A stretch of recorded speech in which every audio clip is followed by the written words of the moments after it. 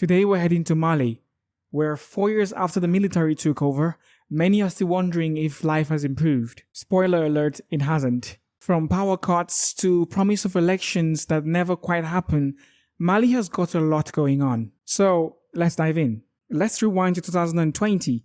Mali was in chaos, corruption was rampant, and the public was fed up. The military came in. They said enough is enough and ousted the then president.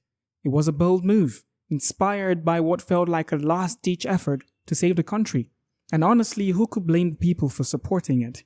The economy was tanking, and a jihadist insurgency was spreading faster than a gossip in a small town. France, the former colonial power, was backing the corrupt government, which only added fuel to the fire. But the 2020 coup wasn't even enough. The military was just getting warmed up. A year later, they felt, let's take over again. So another coup, and with it came even more promises of a brighter future. Fast forward to 2024 and many Malians are still waiting for that brighter future. Instead, they are dealing with economic woes, and if things couldn't get worse, constant power cuts. Now, I don't know about you, but trying to run a business without electricity is like trying to cook food without fire. It just doesn't work. Let's take a furniture maker for example, who uses electricity for his business. The way they've handled the electricity situation is a problem. Many Malians are experiencing huge losses. Power cuts are hitting everyone, from small business owners to households across the country. I mean, how are you supposed to keep the lights on, literally and metaphorically, when the government can't? Even the World Bank isn't feeling optimistic. They've projected Mali's economic growth to slow down to a measly 3.1% this year, down from 3.5% last year. And the bummer is about 90% of Mali's population is living in poverty.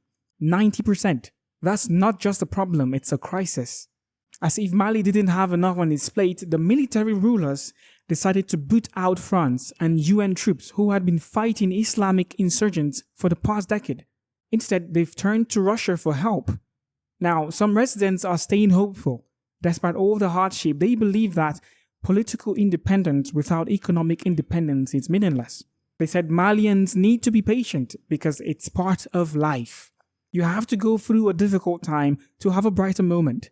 Sounds like a Malian version of no pain, no gain.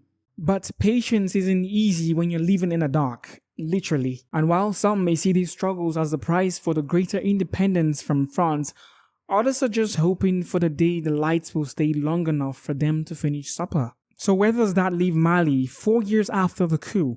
Well, the military might have brought political change, but the people are still waiting for that economic change to follow.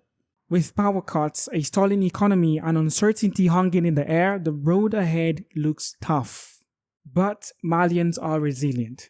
And if history has taught us anything, it's that change is slow. Painfully slow. As we wrap up, like the video, subscribe, and hit the bell icon for notification on future updates on global events. And if you're watching from Mali, well, we hope for the best for you. Stay strong, stay positive, and we will see you in the next one.